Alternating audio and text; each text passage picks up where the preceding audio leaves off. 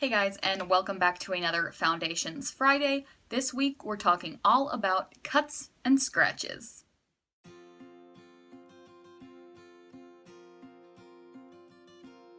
When creating a cut, a lot of people turn to something like scar wax or latex to create a three-dimensional wound. But if you're creating very small cuts, you don't need that. You can create pretty realistic cuts without any form of three-dimensional medium. Step 1. Get a cosmetic wedge and rip it up. You want the surface of your sponge to look irregular and organic because the harsh edges that were there would create a sharp line and it doesn't look natural. So I'm actually going to take this Mehron lip cream. It's a more pink-based red. You want something pink, whereas the red in the bruise wheel is very rusty, kind of orange. You just want something to give skin irritation because anytime you get any form of cut, your skin will be irritated around the wound. And I'm getting most of the color off. You don't want it to be overly red.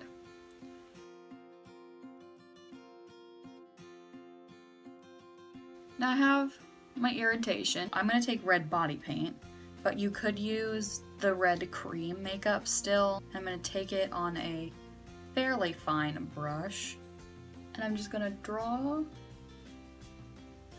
a line, and I want it slightly thicker at one end. For all wounds, you need depth. That's what makes a realistic wound, is to see that depth. So now I'm going to take black body paint, but you could also use a black cream or black alcohol based or like a black felt tip liner or regular liquid eyeliner, and I'm going to be using an even finer brush. And you just want to go right below your red line with a black line.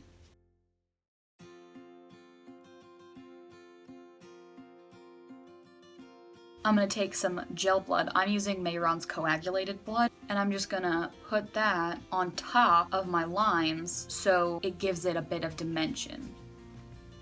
And I'm going to concentrate more of it at the bottom of my cut. I'm going to take some liquid blood.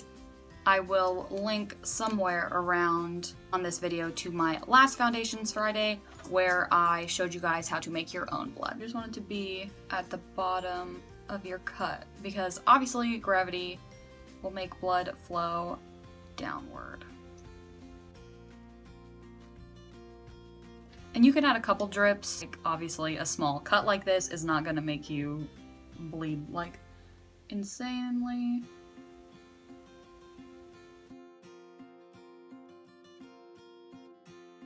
And boom, a very small cut. So see, for something like this, you don't need to fuss with something that can be so frustrating like scar wax or something that can cause irritation to the skin like liquid latex. You can do it two-dimensional and still get a good effect. I'm going to use the same technique to also give myself kind of a split, busted up lip.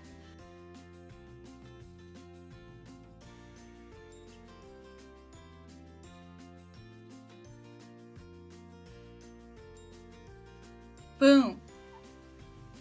So for something like a stage production, this would be ideal because no one's gonna see you that close up. It doesn't have to look hyper realistic. Now let's talk about scratches. This is a quick and easy way to give you that skinned knee or like scratched by branches kind of look. You start the exact same way as the cuts, irritation. So I'm gonna do it like I fell and like caught myself on my elbow, so like skinned elbow.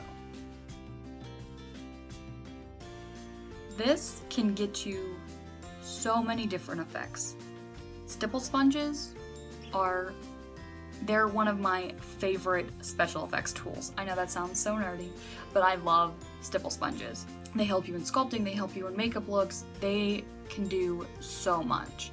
And life hack, stipple sponge is basically the exact same as aquarium filter. So you can go to any form of pet store and buy a big chunk of aquarium filter for way cheaper than you can get one tiny stipple sponge. You're welcome. I'm gonna dip my stipple sponge into my blood, but you don't want it like saturated. You just want it on the surface. And I'm just gonna start it and bring down. Start it, bring down. And when you're doing the scratches, just keep in mind the direction that something was scraped, because that's the direction you'll want to drag your stipple sponge. So like on my elbow, you know, I would have went forward on the concrete. So I started at the top and drug it down because that's how the impact would have been on my skin. I went a little heavy, obviously, just to get my point across. This is a little dramatic, but once again, good for stage or pictures. So if you're just doing makeup looks on Instagram or something like that. Thank you so much for watching this Foundations Friday. I hope you learned a little something. All the products used will be listed in the description below, as well as all of my social media links if you'd like to check out more of my work. If there's any look you'd like to see for a Tutorial Tuesday or Foundations Friday, be sure to let me know in the comments. I hope you have a great rest of your day, and I will see you next time. Bye guys.